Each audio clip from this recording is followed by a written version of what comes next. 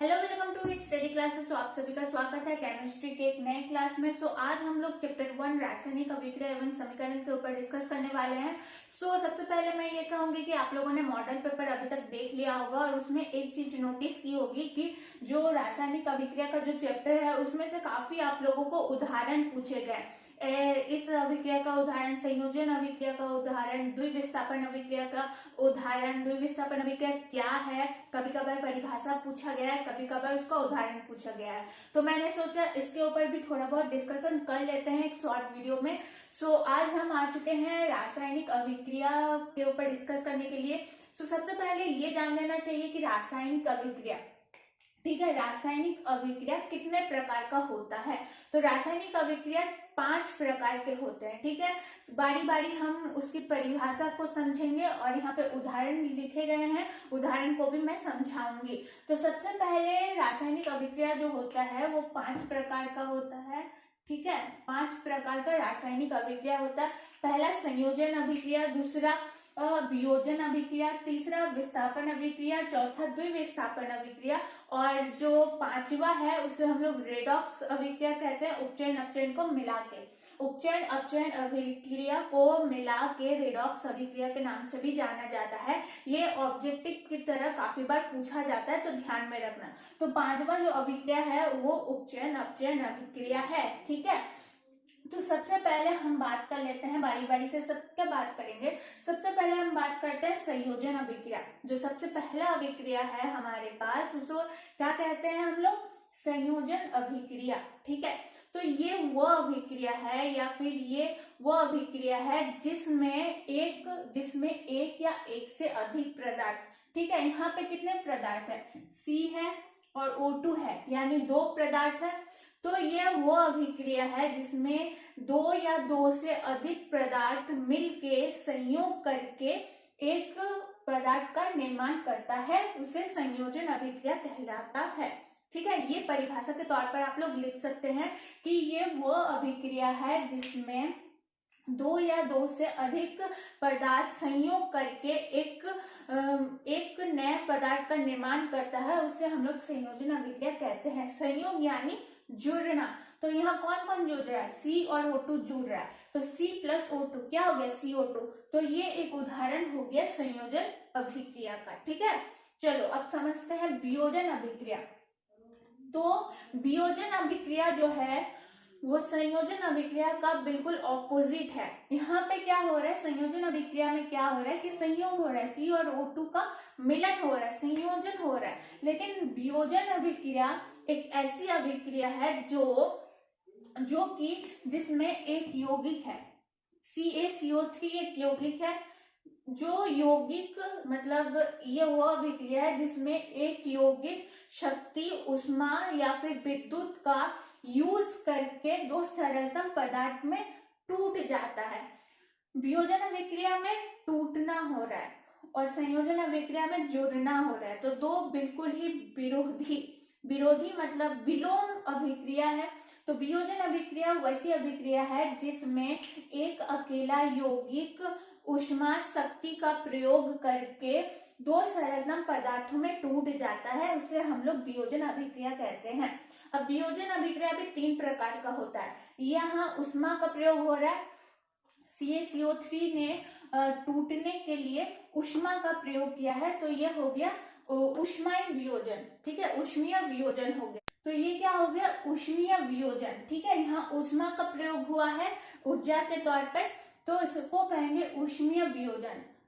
और दूसरा होता है विद्युत, जहां पे विद्युत का प्रयोग किया जाए वो होता है विद्युत वियोजन। और तीसरा होता है प्रकाशीय, यानी हम लोग कह सकते हैं कि वियोजन जो है वो 3 प्रकार का होता है। एक तो ऊष्मीय, दूसरा होता है विद्युत द्वारा और तीसरा होता है प्रकाशीय, ठीक है।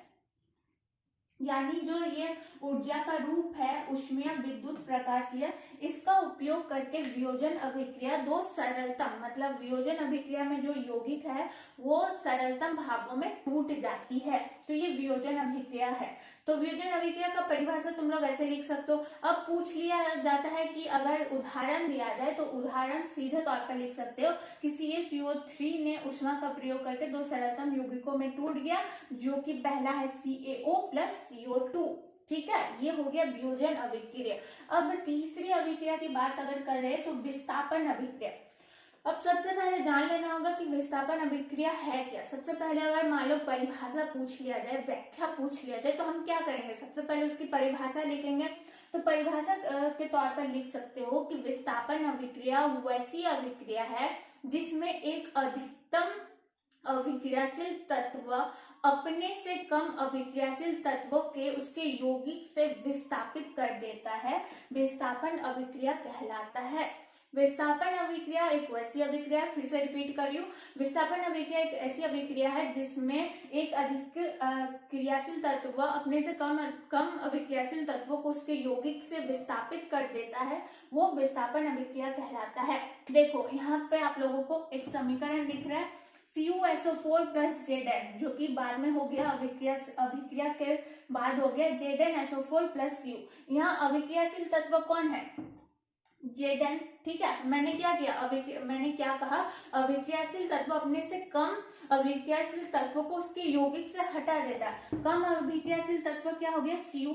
तो Zn ने क्या किया, Cu को उसके यौगिक से, यौगिक कौन है SO4, उसके यौगिक से विस्थापित कर दिया, तो ZnSO4 बन गया और Cu अकेला हो गया। ठीक है, तो CuSO4 प्लस Zn, तो अभिक्रिया के बाद हो जाएगा ZnSO4 प्लस Cu। तो ये तुम लोग उदाहरण के तौर पर लिख सकते हो। ठीक है, ये हो गया तीसरा रासायनिक अभिक्रिया जो कि है विस्थापन अभिक्रिया।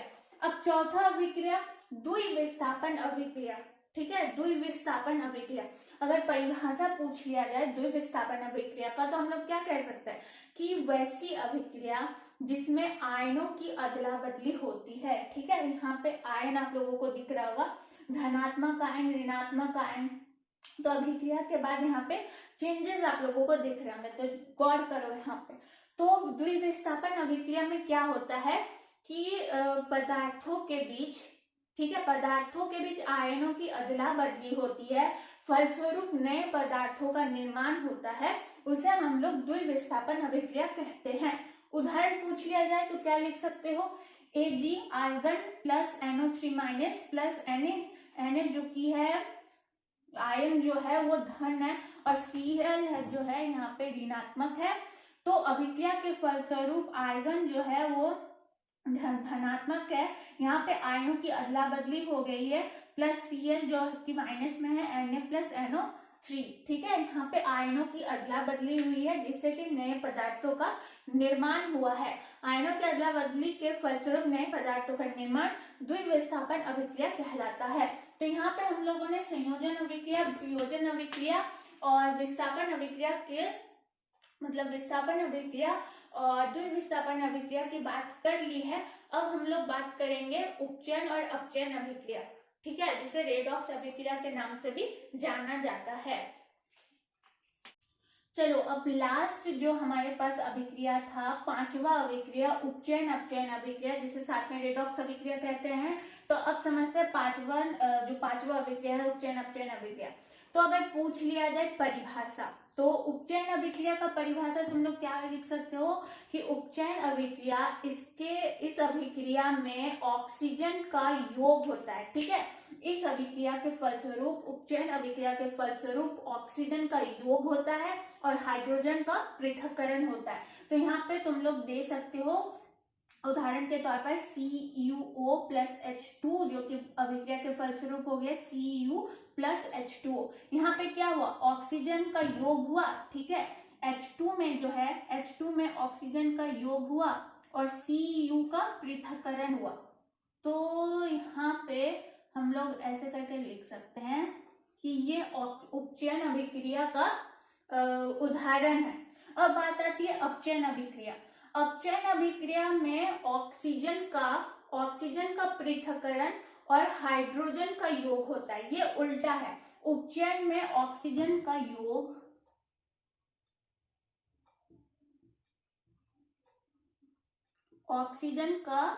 योग और हाइड्रोजन का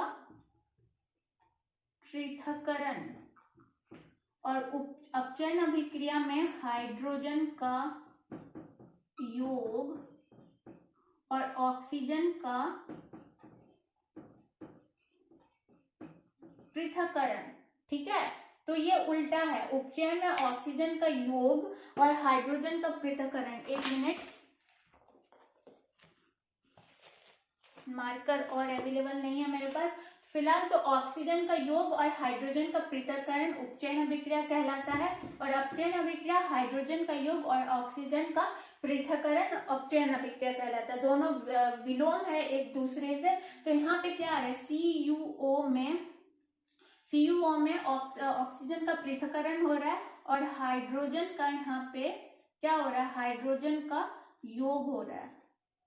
तो इस तरीके से हम लोग इसका एक उदाहरण दे सकते हैं और परिभाषा भी दे सकते हैं। तो आई होप आप लोगों को ये वीडियो यूजफुल लगे, और जितने भी मैंने यहाँ पे उदाहरण दिए थे, उदाहरण आप लोगों को याद रखना है, साथ साथ में परिभाषा भी याद रखना है, क्योंकि कभी कभार व्याख्या करने के लिए भी आ सकता है। ठीक है, तो अगर वीडियो बेनिफिट लगे तो लाइक करना ना भूलना, अपने दोस्तों के साथ शेयर करना, हमारे साथ यूं ही बने रहना। मिलते हैं किसी नेक्स्ट क्लास में।